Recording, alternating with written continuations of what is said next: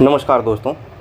आज हम पढ़ेंगे दोस्तों बाबर के बारे में, जो कि एग्ज़ाम के पॉइंट ऑफ व्यू से बहुत ही इंपॉर्टेंट है और एग्ज़ाम में यहाँ से क्वेश्चन पूछे जाते हैं। तो दोस्तों ये मेरे द्वारा बनाए गए नोट्स हैं और इन्हें आप बस कहानी की तरह सुनिए ताकि आपको ये चीज़ें ना बिल्कुल क्लियर हो जाएंगी और एग्ज़ाम जब एक बार दिमाग में बैठ गई तो इससे रिलेटेड जो भी आपके एग्ज़ाम में क्वेश्चन आएंगे उसे आप इजीली सॉल्व कर पाओगे। तो चलिए शुरू करते हैं। बाबर तो भारतीय इतिहास के महत्वपूर्ण अध्यायों में से एक है, क्योंकि वह मुगल साम्राज्य का संस्थापक था जिसने लगभग 3 शताब्दियों तक भारतीय उपमहाद्वीप पर शासन किया था। बाबर का वास्तविक नाम दोस्तों जहीरुद्दीन मोहम्मद बाबर था। वह तुर्क मंगोल वंश से संबंधित था। इसका प्रारंभिक जीवन दोस्तों देखते हैं। तो प्रारंभिक जीवन और पारिवारिक पृष्ठभूमि इसकी क्या थी। तो बाबर का जन्म दोस्तों 14 फरवरी 1483 में हुआ था। 14 फरवरी 1483 को हुआ था। आंदीजान ये फरगना की घाटी में है। फरगना की घाटी जो है वर्तमान में जिसको उज़्बेकिस्तान कहा जाता है, इसका जन्म वहीं पे हुआ था। आंदीजान फरगना घाटी उज़्बेकिस्तान में हुआ था। बाबर का परिवार तैमूर और चंगेज़ खान की विरासत से जुड़ा हुआ था दोस्तों। इसका जो परिवार है वो तैमूर और चंगेज़ खान से जुड़ा हुआ था। आप इसको एक बस कहानी की तरह सुनिए, आपके दिमाग में ये सारी चीज़ें बैठ जाएगी। तो जुड़ा हुआ था और उसके पिता उमर शेख मिर्ज़ा तैमूर वंश के थे। इसके पिता का क्या नाम था दोस्तों, ये भी इम्पोर्टेंट है। उमर शेख मिर्ज़ा तैमूर वंशज के थे और उसकी माता कुतलुग निगार खानम जो थी वो चंगेज़ खान के वंशज की थी। इस प्रकार बाबर दोनों महान विजेताओं की रक्त रेखा में था। तो यहाँ पर दोस्तों ये सारी जो इम्पोर्टेंट चीज़ें हैं। 14 फरवरी को इसका जन्म हुआ फरगना की घाटी आंदीजान में उज़्बेकिस्तान में जो इस समय है। और इसका परिवार, इसके पिताजी का नाम दोस्तों उमर शेख मिर्ज़ा जो कि तैमूर वंश थे और कुतलुग निगार खानम चंगेज़ खान के वंश से थी इसकी जो माता थी। ठीक है, चलिए हम नेक्स्ट देखते हैं आगे का क्या है। फरगना का शासक बनना। इसका जब ये 12 साल का था, जब बाबर केवल 12 साल का था तो उसके पिता की एक दुर्घटना में मृत्यु हो गई थी। उसके पिता की एक दुर्घटना में मृत्यु हुई, जिसके बाद बाबर को फरगना घाटी का शासक घोषित कर दिया गया था। यह शासनकाल बाबर के लिए काफ़ी चुनौतीपूर्ण था, क्योंकि उसकी उम्र कम थी और उसके शत्रु बहुत थे। बाबर को लगातार आंतरिक विद्रोह और अन्य वंशीय प्रतिद्वंदियों से जूझना पड़ा। जब वो वहाँ पे 12 साल की उम्र में जब वो वहाँ का शासक बन गया, जब उसके पिता की मृत्यु हो गई, तो वहाँ पे जब फरगना की घाटी का शासक बना वो दोस्तों, तो वहाँ की उम्र कम होने की वजह से उससे लगातार आंतरिक विद्रोह और जो उसके अगल बगल के शासक थे वो उसको बहुत ज़्यादा परेशान करते थे। चलिए नेक्स्ट, समरकंद पर कब्जा और हार। बाबर की सबसे बड़ी आकांक्षा समरकंद पर अधिकार करना था, क्योंकि यह तैमूर की राजधानी थी। 1497 में बाबर ने समरकंद पर पहली बार कब्जा किया, लेकिन कुछ महीनों के बाद उसे वापस छोड़ना पड़ा था उसे। इसके बाद बाबर ने समरकंद को फिर से जीतने की कोशिश की, लेकिन उसे पराजय का सामना करना पड़ा था। उसने फिर से जीतने की कोशिश की। ये दोस्तों पॉइंट टू पॉइंट है और मोस्ट इंपॉर्टेंट एग्जाम के लिए कहानी की तरह बस सुनते रहिए। चलिए नेक्स्ट देखते हैं, काबुल पर अधिकार। अब इसके बाद ये क्या करता है दोस्तों, काबुल पर अधिकार करने की कोशिश करता है और देखते हैं क्या होता है। समरकंद में असफलता के बाद बाबर ने अपनी किस्मत काबुल की ओर मोड़ी। अब वहाँ पर उसको सफलता नहीं मिल रही थी, बार बार प्रतिद्वंदियों द्वारा उसको हरा दिया जा रहा, भगाने की कोशिश किया जा रहा था। अब उसने अपना मुख काबुल की ओर किया, तो इसने 1504 में उसने काबुल पर कब्जा कर लिया। वहाँ के शासक बन गया। ठीक है।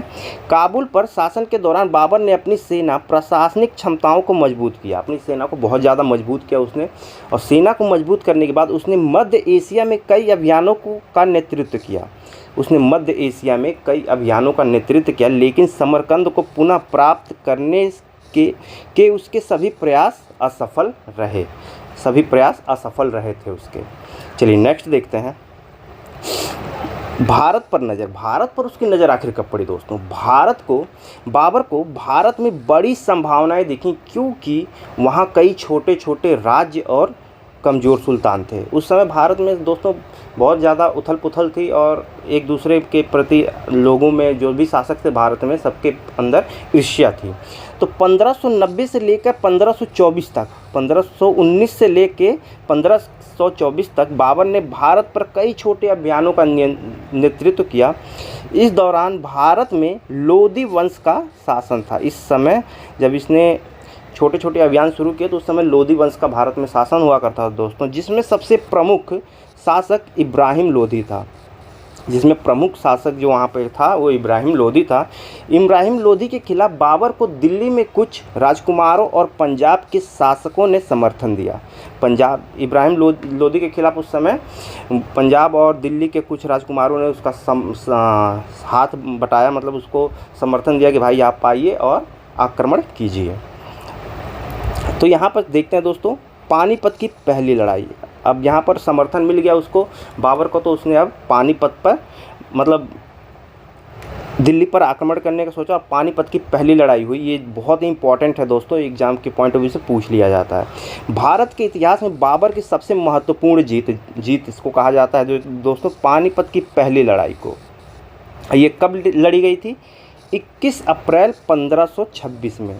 21 अप्रैल 1526 में लड़ाई लड़ी गई। यह लड़ाई बाबर और दिल्ली के सुल्तान इब्राहिम लोदी के बीच लड़ी गई थी। याद रखिएगा, दिल्ली के सुल्तान, पानीपत की पहली लड़ाई जो थी दिल्ली के सुल्तान इब्राहिम लोदी और बाबर के बीच लड़ी गई थी। बाबर ने अपनी रणनीति, तोपखानों और मॉडर्न युद्ध तकनीकों का उपयोग करके इब्राहिम लोदी की विशाल सेना को पराजित कर दिया। दोस्तों जो इब्राहिम लोदी की सेना थी वो बहुत बड़ी थी, लेकिन बाबर की सेना बहुत छोटी थी, और इसने तब भी इब्राहिम लोदी को पराजित कर दिया था। इस लड़ाई के परिणाम स्वरूप दिल्ली और आगरा बाबर के अधिकार में आ गए और भारत में मुग़ल साम्राज्य की स्थापना हो गई। थी दोस्तों। बाबर की युद्ध नीति और उसके कुशल सैन्य नेतृत्व और नवीन रणनीतियों का उदाहरण है, जिसने उसे भारत में सफल विजेता और मुग़ल साम्राज्य का संस्थापक बनाया। बाबर ने अपनी युद्ध नीति में आधुनिक हथियारों और परंपरागत तुर्क मंगोल शैली का उपयोग करके महत्वपूर्ण विजय हासिल की। उसकी युद्ध नीति के प्रमुख तत्व निम्नलिखित है दोस्तों। अब देखते हैं क्या क्या उसने अपनी युद्ध में क्या क्या वो रणनीतियाँ अपनाता था, जो कि एग्जाम में यही पूछ लिया जाता है। तो क्या क्या रणनीतियाँ अपनाता था दोस्तों, देखते हैं। तुर्क मंगोल सैन्य परंपराएं। बाबर की सेना तुर्क मंगोल परंपराओं से प्रेरित थी। जो तुर्क और मंगोल में परंपराएं यूज की जाती दोस्तों, उससे इसकी जो ये सेना थी वो बहुत ज़्यादा उसी से सब कुछ सीखती थी। जो घुड़सवार सेना पर अत्यधिक निर्भर थे, घुड़सवार सेना पर अत्यधिक निर्भर थी इसकी सेना, और यह रणनीति तेज गति से हमला करने और शत्रु को चौंकाने वाली कार्रवाई पर केंद्रित थी। मतलब ये लोग जब भी हमला करते थे, ये अचानक ही तेज गति में बहुत जल्दी से हमला कर देते थे कि शत्रु को पता ही ना चले। घुड़सवारों की तुर्क शैली में युद्ध की कुशलता और मंगोलों की गति ने उनकी सेना को अद्वितीय बना दिया था। ये इतनी तेज़ी से हमला कर देते दोस्तों, अचानक से हमला कर देते थे कि सामने वाला शत्रु जो था वो समझ ही नहीं पाता था किस तरीके से हमला हुआ। नेक्स्ट देखते हैं तोपखानों और बारूद का प्रयोग। बाबर की सबसे बड़ी ताकत उसकी तोपखाने और बारूद का प्रभावी इस्तेमाल था। ये बारूद और तोपखानों का इस्तेमाल किया करता था दोस्तों। भारत में यह एक नया तत्व था, क्योंकि उस समय भारत में बारूद और तोपखानों का प्रयोग नहीं किया जाता था। तोपखानों का प्रयोग नहीं किया जाता था क्योंकि इब्राहिम लोदी और अन्य भारतीय शासकों की सेनाएं इन तकनीकों से अपरिचित थी। अब देखिए, तोपखाने और बारूदों से भारत की सेना और इब्राहिम लोदी की सेना जो थी वो अपरिचित थी। तो बाबर ने विशेष रूप से पानीपत की पहली लड़ाई 1526 में तुर्की तोपखाने और तोपों की कुशलता से उपयोग किया, जिसकी उसकी छोटी सेना को इब्राहिम लोदी की बड़ी सेना के खिलाफ जीत दिलाई।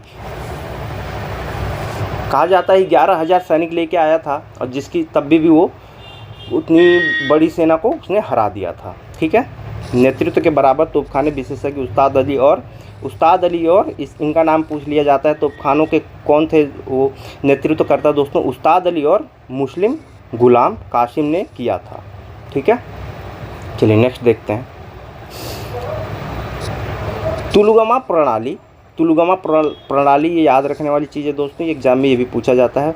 तुलुगमा प्रणाली बाबर की एक विशेष युद्ध प्रणाली थी जिसमें सेना को कई अलग अलग हिस्सों में बांट दिया जाता था।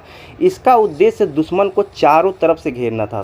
तुलुगमा प्रणाली में क्या होता था दोस्तों? दुश्मन को चारों तरफ से ये लोग घेर लिया करते थे और भागने का मौका नहीं देते थे, मार दिया करते थे। उसने इसे विशेष रूप से खानवा की लड़ाई 1527 में राणा सांगा के खिलाफ सफलतापूर्वक इस्तेमाल किया था। तुलगमा में मुख्य सेना और उसके साथ घुड़सवार दल होते थे जो शत्रु को चारों तरफ से घेर कर हमला करते थे। इससे शत्रु को भागने या समन्वय करने का अवसर नहीं मिलता था। ठीक है, चलिए नेक्स्ट। रक्षा पंक्ति में व्यवस्थित बैरिकेडिंग। बाबर ने अपने युद्ध में रक्षात्मक बैरिकेडिंग की कुशलता से उपयोग किया, जिससे वह तुर्क सामरिक सिद्धांतों से प्रेरित करता था। इसे रूमी रणनीति कहा जाता था दोस्तों। ये बैरिकेडिंग लगा देता था एक तरीके से, जिसको वो जो दुश्मन हुआ करते थे वो तोड़ नहीं पाते थे, तो इसको रूमी रणनीति कहा जाता था। इसको एक तरीके से बैरिकेडिंग कहा जाता था। इस प्रणाली के अंतर्गत युद्ध मैदान में बैरिकेड ढालें लगाई जाती थी, जिसके पीछे तोपें और तीरंदाज मोर्चा संभालते थे। जैसे कि आपने देखा होगा दोस्तों बाहुबली मूवी में, उस तरीके का कुछ।